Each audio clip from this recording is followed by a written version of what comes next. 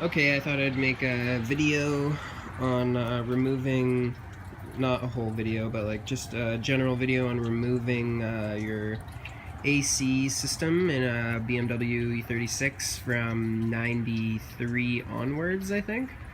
So yeah, you can see I'm well in here. I got the whole front bumper off and everything out. I was reading up a lot of stuff on the internet about doing this.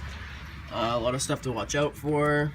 But just a little bit of introduction. Obviously this piece right here is the compressor. We've got, like, you know, all these metal lines and stuff. That's all the AC lines.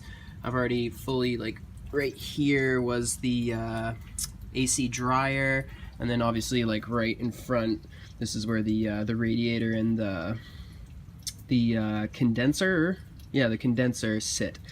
So I'm just getting rid of all those because I don't need air conditioning in my car.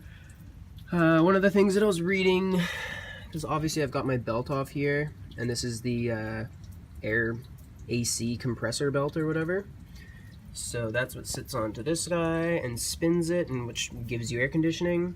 Then you have a tensioner right here, and then that all sits on this, your main, I forget, it's like the main drivetrain wheel or whatever. The main pulley wheel.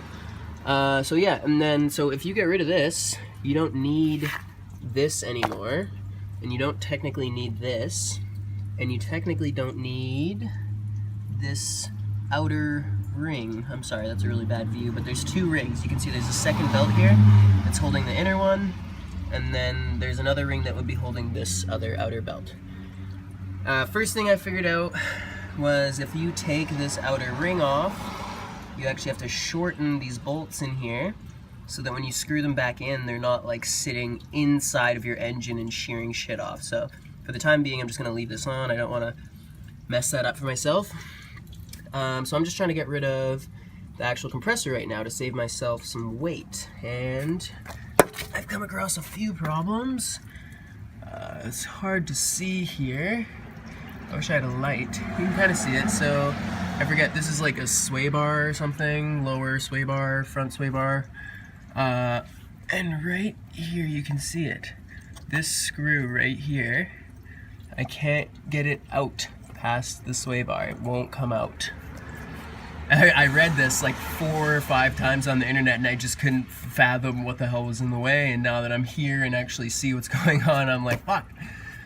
So in this situation, you gotta make sure, basically you have to take the whole tensioner out first.